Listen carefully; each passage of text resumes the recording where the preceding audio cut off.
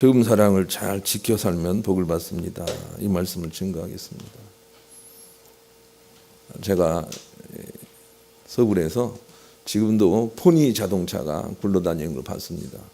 그런데 그 상태를 보니까 굉장히 깨끗해요.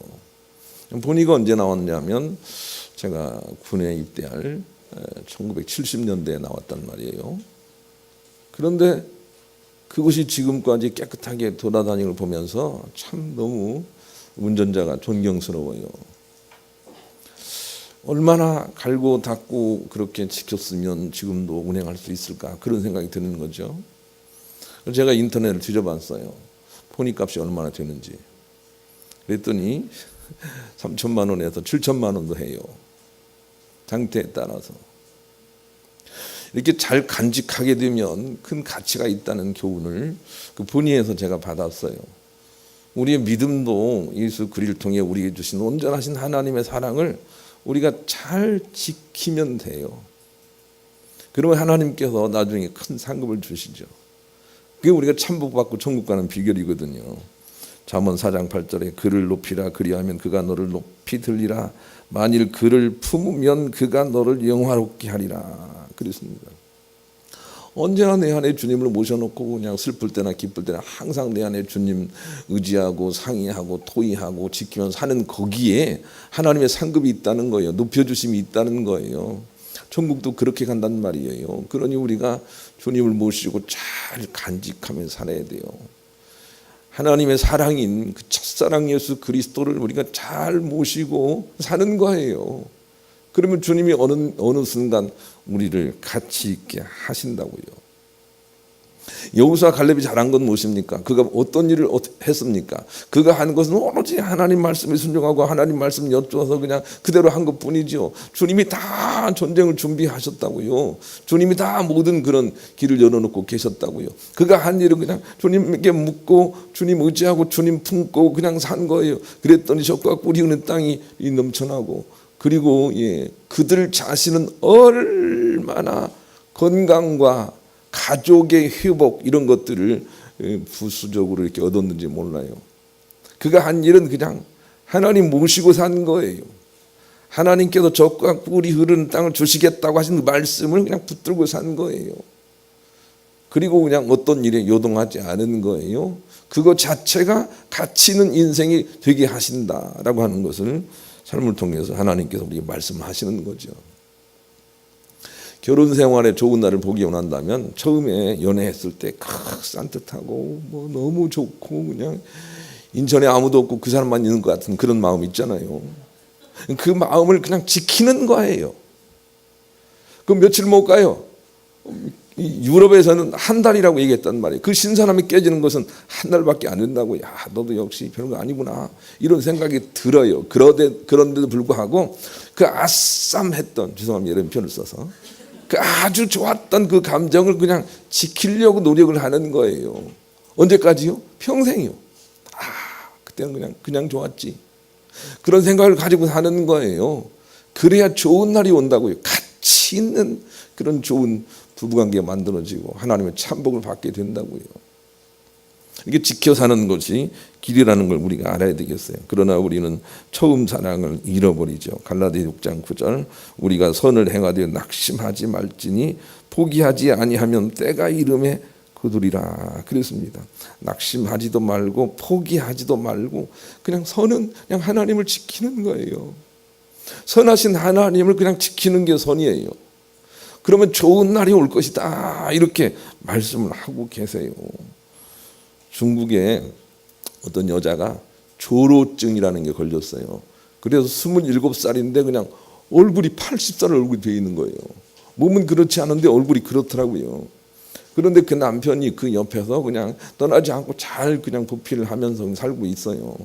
근데 남편이 어떤 마음을 가지고 아내를 이렇게 잘 보필하고 있느냐 하고 보니까 그 젊었을 때, 아프지 않았을 때 그 사진을 들고 늘 그 추억을 붙들고 그냥 이렇게 하고 있는 거예요. 얼굴이 지금 그 모양이 아니라 옛날 그 아름다운 모양을 떠올리면서 이 아내와 함께 같이 살고 있더라고요. 그런 것이 우리에게도 필요해요. 왜냐하면 우리 사랑이 식어질 때가 올 것이기 때문에 하나님께서 그걸 요구하는 거죠. 야고보서 1장 12절을 같이 읽읍시다.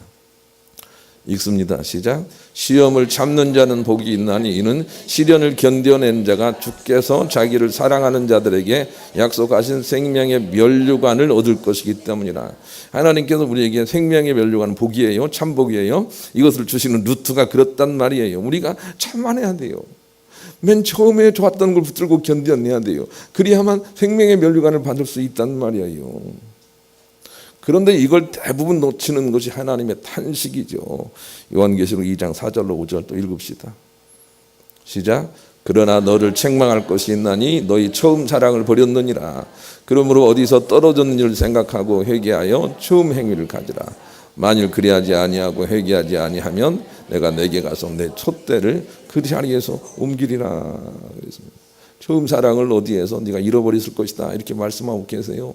그것을 회복받아서 앨범을 보든지 아니면 그냥 증언을 듣든지 아니면 그냥 해서 첫사랑을 회복하고 다시 그 기쁨으로 그 느낌으로 살아내야 돼요. 그래야만 우리가 승리할 수 있어요. 믿음도 마찬가지죠.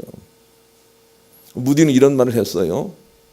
신앙인에게 부흥은 바로 처음 사랑을 회복하는 것이고 불신자에게 부흥은 회개하여 주께 돌아오는 것이다 그랬습니다. 우리에게 부흥은 처음 사랑으로 돌아가는 거예요. 뭐 얼마나 거창한 걸 하는 게 아니라고요. 첫사랑으로 돌아가는 거예요. 그 순수했던 사랑으로 우리가 다시 돌아가는 거죠. 이것이 바로 부흥이다라고 우리가 이해를 해야 되는 것이죠. 우리가 얼마나 깨끗하게 첫사랑을 지켜내었느냐 하는 것이 바로 천국 심판의 기준이 되는 거죠. 그 당진에서 어디 저기 대전인가 가는 길을 가다 보면 이 구간단속이라는 게 있어요. 구간단속은 그냥 처음에 이렇게 시작을 하고 끝에 가서 이렇게 정산하는 거죠. 그 안에서 우리가 너무 세게 달렸으면 과속이 돼서 벌금이 날아온단 말이에요. 그런데 하나님께서 우리를 심판하시는 그 모양이 그와 비슷해요. 하나님이 우리를 이 땅에 태어나게 하시고 우리가 첫사랑의 은혜를 잊게 하세요. 모든 사람들에게 예수 그리스도의 은혜를 잊게 하셔요. 그리고 나서 주님이 나중에 심판하시면서 너희들이 과연 첫사랑을 얼마나 깨끗하게 잘 지켰느냐라고 하는 것으로 심판하시겠다고 우리에게 말씀하세요. 그래서 하나님은 처음과 나중 되세요. 알파 오메가 되세요. 처음과 끝이 되신다고요. 그 어간에 우리가 해야 될 일은 주님이 순수하게 우리를 사랑하셨던 것이 손상가지 않도록 계속 우리에게 입혀준 두루마리를 깨끗하게 빨아서 유지하는 것, 그것이 바로 하나님의 심판의 조건이 된다 그 말이지요. 그러니 우리가 할 일은 항상 순수한 믿음을 가지고 첫사랑을 잘 지키려고 애쓰는 거예요. 그게 본문이에요. 한번 읽읍시다. 한번 읽읍시다. 13절 14절 읽습니다. 시작. 나는 알파와 오메가요 처음과 마지막이요 시작과 마침이라.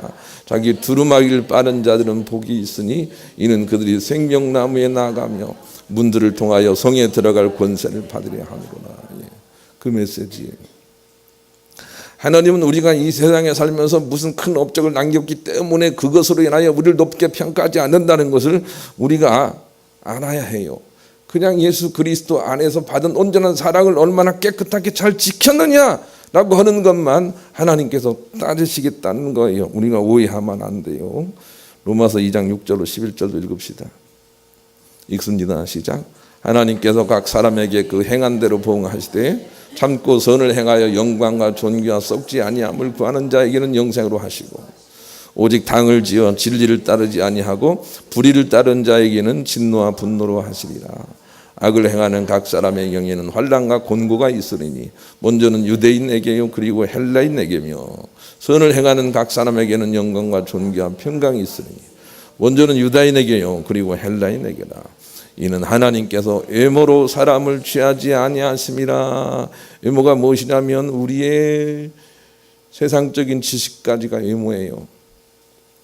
하물며 우리가 세상에서 무엇을 했다라고 하는 명예 이런 것들은 아무것도 아니에요. 하나님은 그걸 개의치 않으세요. 전혀 보지 않으세요.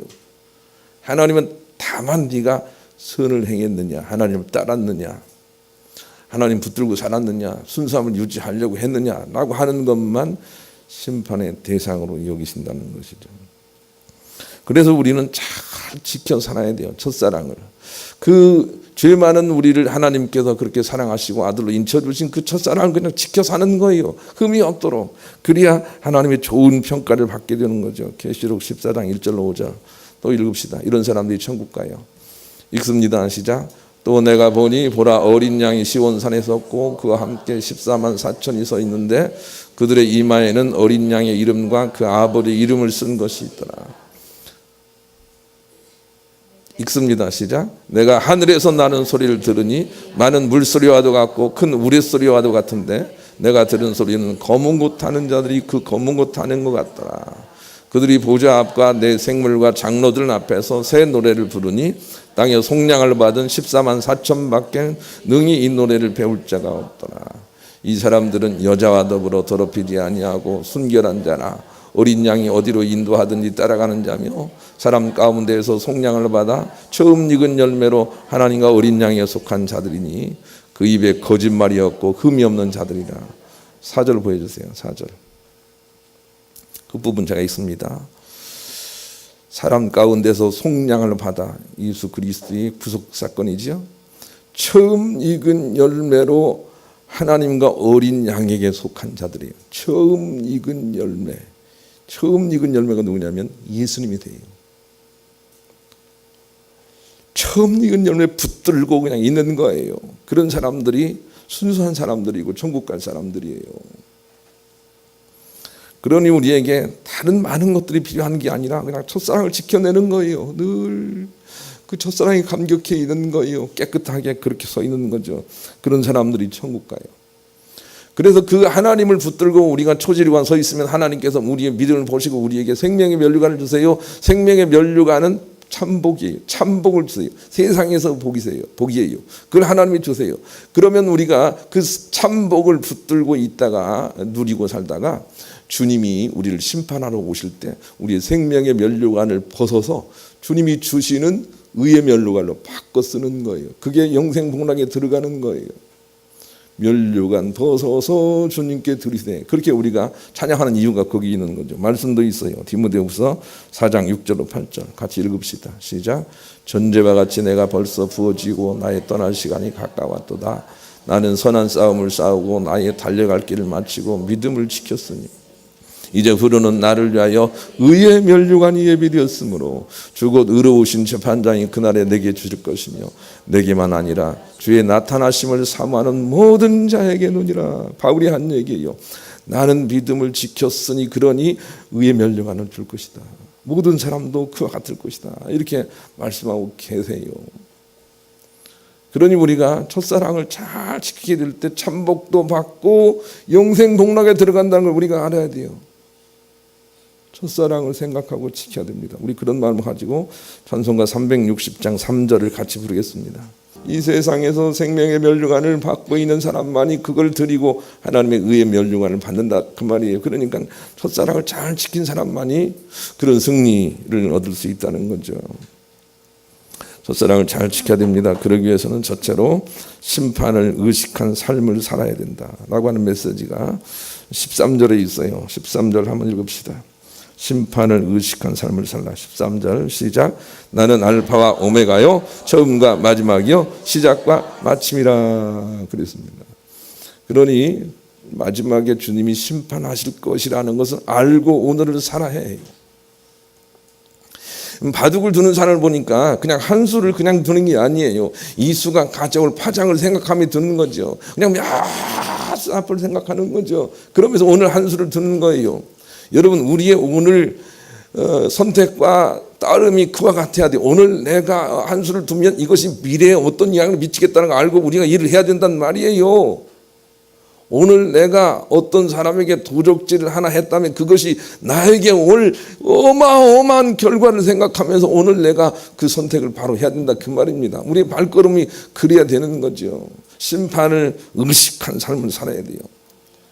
요셉은 어떤 돈 많은 부인이 자기를 미혹해서 부귀영화 공력을 약속하고 그러면서 육체적인 것을 요구하지 않습니까? 그러나 요셉은 거기에 넘어가지 않습니다. 왜냐하면 거기서 한번 넘어간다면 그 뒤로 얼마나 많은 어려움들이 인생의 갈등이 따라올 것을 알기 때문에 그 길을 따라가지 않는 거죠. 첫사랑을 지키는 것은 그런 거예요. 우리가 한번 쉽게 쾌락이라는 걸 선택하면 모든 쾌락은 그 결과가 아주 좋지 않다는 걸 알아야 해요. 그러나 우리가 주님 앞에서 고난을 받게 되면 모든 고난은 현실에서는 힘들지만 그 결과는 항상 좋아요. 이걸 알아야 해요. 모든 고난은 그 결과가 좋아요. 인생이라는 게 그래요. 그러나 모든 쾌락은 그 결과가 나빠요. 우리가 선택해야 될 게 그것이란 말입니다. 그래서 믿음을 잘 심어가는 심판을 의식한 삶을 살아야 돼요. 히브리서 9장 27절 28절 읽읍시다. 시작. 한 번 죽는 것은 사람에게 정해진 것이요 그 후에는 심판이 있으리니 이와 같이 그리스도도 많은 사람의 죄를 담당하려고 단번에 들이심 받으셨고 구원에 이르게 하기 위하여 죄와 상관없이 자기를 바라는 자들에게 두 번째 나타나시라. 처음과 나중 우리가 기억을 해야 돼요. 그래서 첫사랑을 붙들고 그냥 순수하고 깨끗하게 그렇게 지키며 살고 있는 거죠. 그런 사람들이 천국 문을 통과한다는 거 알아야 돼요. 그래서 우리가 천국에 갔을 때 내가 이런 선택을 해서 참 다행이구나, 잘했구나, 그런 길을 걸어가야 돼요. 내가 왜 그랬을까, 그때 좀 참을 걸, 절제할 걸, 그런 길을 걸어가면 안 된다고요. 내가 그 선택을 잘했구나, 이런 길을 오늘 우리가 선택을 해서 가야 된단 말이에요. 그래야 우리가 진실로 참복을 받고 영생 복락에 들어갈 수 있기 때문에 그런 거죠. 그런 마음을 가지고 복음성가 589장 부르겠습니다. 두 번째는 결국 순수한 믿음을 끝까지 간직하고 산 사람이 천국문을 통과하게 된다는 거죠. 2절 14절 읽읍시다. 14절 읽습니다. 시작. 자기 두루마리를 빠는 자들은 복이 있으니 이는 그들이 생명나무에 나가며 문들을 통하여 성에 들어갈 권세를 받으려 함이로다. 그 천국문은 천사가 지키고 있잖아요. 그 문을 들어갈 수 있는 사람은 자꾸 두루마기를 빨아서 깨끗함을 유지한 자예요. 두루마기를 빨아서. 그러니 결국 순수함의 문제라는 걸 우리가 알았으면 좋겠어요. 헨리 나우엔이 이런 말을 했어요. 우리가 의논해야 할 일을 숨기지 않고 또 자신의 의도를 감추지 않으며 자신을 위하여 어떠한 이익도 얻고자 하는 의사가 없으면, 그리고 우리가 오직 바라는 것은 평화와 화해라는 것을 사람들이 깨닫게 되면 사람들은 자신의 무기를 현관문에 내려두고 우리와 대화를 시작하기 위하여 자신의 닫혔던 마음의 문을 열고 우리를 받아들이게 될 것입니다. 그랬어요.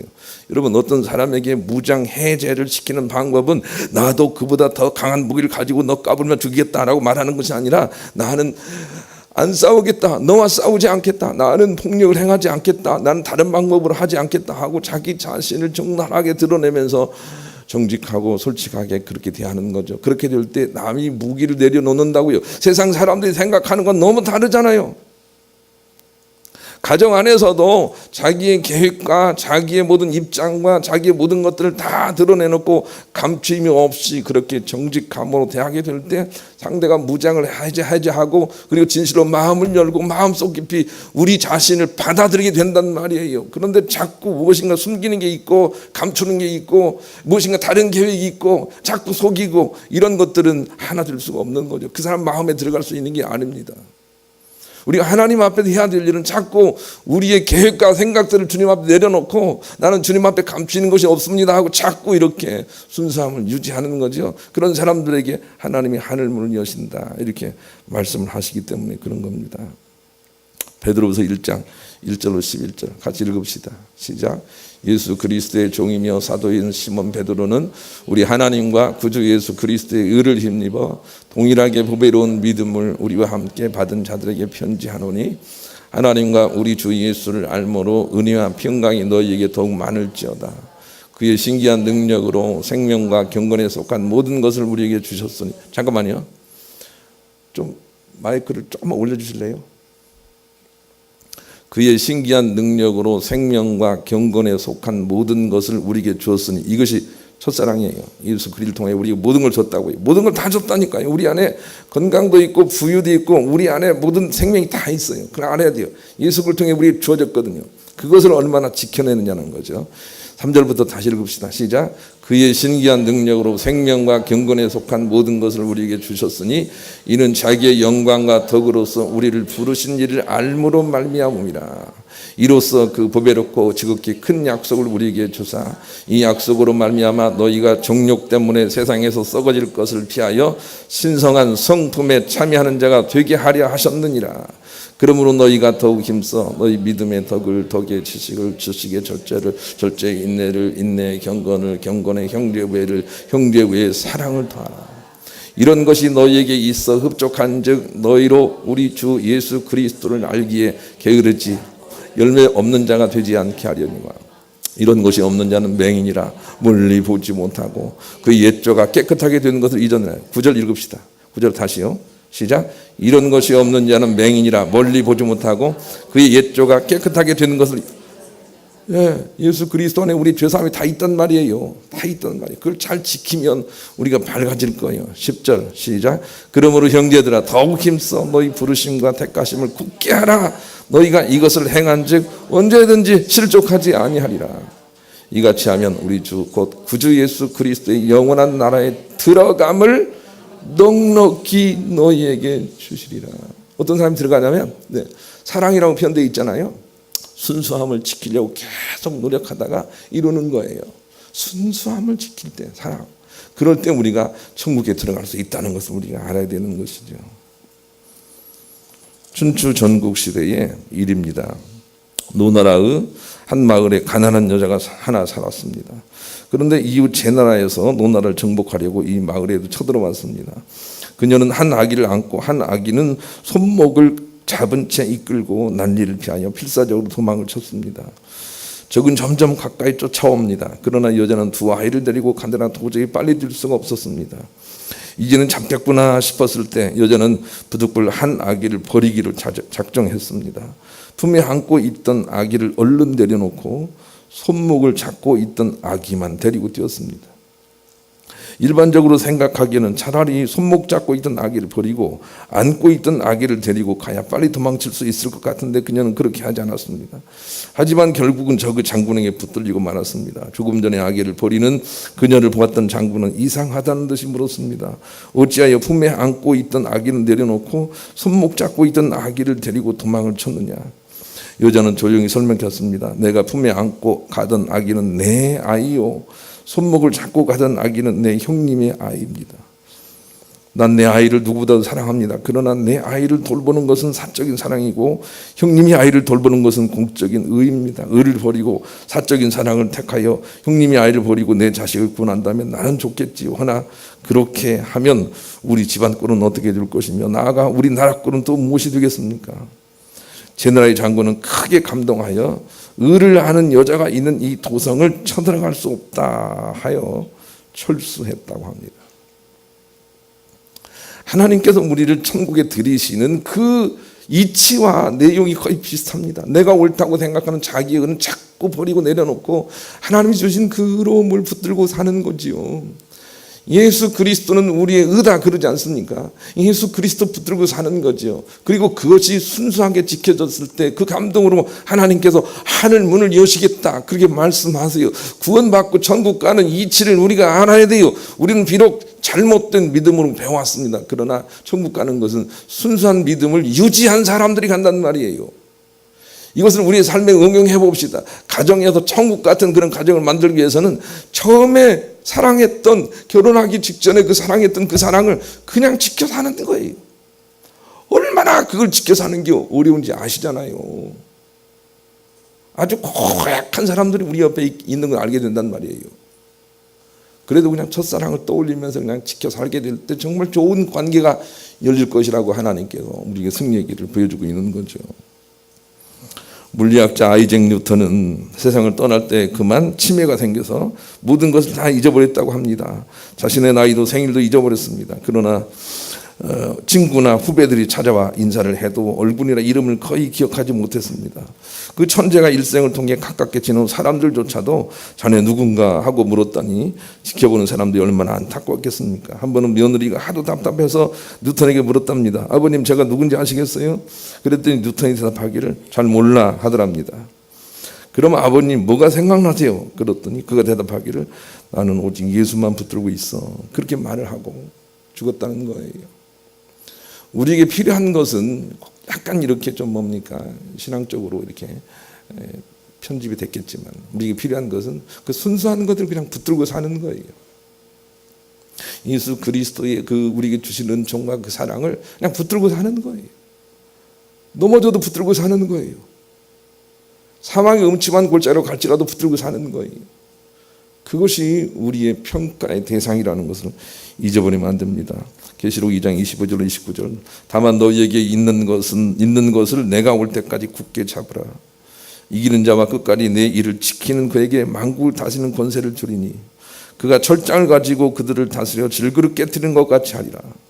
나도 내 아버지께 받은 것이 그러하니라. 나는요, 이 요한계시록을 읽으면서 하나님께서 우리에게 평가 항목으로 야, 너 참 전도 많이 했으니까 너는 천국 가라 그렇게 안 한다는 것을 왜 능력이 안 보는지 모르겠어요. 너 다른 거 많이 했으니까 천국 가라 그런 게 아니에요. 오로지 그냥 순수성을 지키고 있는 거예요. 순수한 거예요. 순수하게 사랑을 하는 거예요. 순수하게 믿는 거예요. 그냥 하나님 내 안에 모시고 사는 거지 뭐. 예. 그런 순수한 믿음이 천국 가는 믿음이라고 자꾸 반복해서 하는 것을 우리가 소홀히 들어서는 안 되는 것입니다. 예수님이 우리에게 주신 옷은 완전하게 깨끗한 옷이에요. 고린도후서 5장 17절 읽읍시다. 시작. 그런즉 누구든지 그리스도 안에 있으면 새로운 피조물이라 이전 건 지나갔으니 보나 새 것이 되었다. 예수님을 영접하고 계신다면 그 예수님께서 우리를 아무런 죄도 지지 않은 사람처럼 아주 깨끗하게 보신다는 거 알아야 돼요. 자기의 죄 때문에 그것이 사해진 줄 모르고 계속 끌려다니면 안 돼요. 예수 그리스도를 모시기만 하면 예수님이 우리를 새 것처럼 보세요. 그렇게 보신다니까요. 예수님이 우리를 새 것처럼 보신다는데 자꾸 막 내 양심이 그게 안 돼. 그렇게 하지 마세요. 예수님이 아주 깨끗하게 보신다는 거예요. 그걸 지켜야 되는 거죠. 그 옷에 주님이 우리에게 입혀준 그 옷에 때가 끼지 않도록 자꾸 빨아야 돼요. 다니엘 12장 10절 읽습니다. 시작. 많은 사람이 연단을 받아 스스로 정결하게 하며 회개할 것이나 악한 사람은 악을 행하느니 악한 자는 아무것도 깨닫지 못하되 오직 지혜 있는 자는 깨달아요. 많은 사람이 고난이 올 때 그냥 그걸 붙들고 나의 것들이 자꾸 이렇게 정결해지도록 하는 거예요. 고난은 그런 의미가 있어요. 근데 예수 그리스도의 순전함을 붙들고 그냥 고난 가운데 그냥 있는 거예요. 그러면 하나님께서 나를 잘라내세요.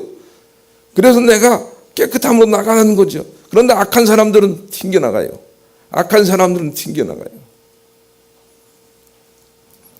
자꾸 고난으로 말미암아 우리의 때를 벗겨내는 거죠. 그런 과정으로 삼는 거죠. 그래서 깨끗해져야 합니다. 깨끗한 만큼 또 삶도 풀립니다. 마지막으로 욥기 17장 9절 읽읍시다. 욥기 17장 9절 시작. 그러므로 의인은 그 길을 꾸준히 가고 손이 깨끗한 자는 점점 힘을 얻는. 어디에서? 이 땅에서도. 자꾸 그렇게 주님이 나를 깨끗해 하도록 고난 가운데서도 주님 무지하고 순수성을 지키면 자꾸 힘이 더해져 가도록 하세요. 이 땅에서 그렇게 하신단 말이에요. 가정에서도 그래요. 앨범들을 꺼내보시고 첫사랑을 회복해보세요. 첫사랑. 결혼할 때는 다 누구나 사랑을 했단 말이에요. 그 집안에서 간직하는 거예요. 쭈구렁 방태가 됐어도 옛날에는 참 팽팽했구나. 이렇게 생각하고 사는 거예요. 그것을 주님이 원하세요. 믿음도 마찬가지죠. 나 같은 저희를 주님이 살리셨구나. 그걸 붙들고 사는 거예요. 그런 사람들이 천국 간다 이렇게 우리가 말씀해 주시니 세상 일이나 믿음 일이나 첫사랑을 잘 지키셔서 천국문을 넉넉하게 통과하시는 여러분 모두가 되시기를 우리 주님의 이름으로 간절히 축원합니다.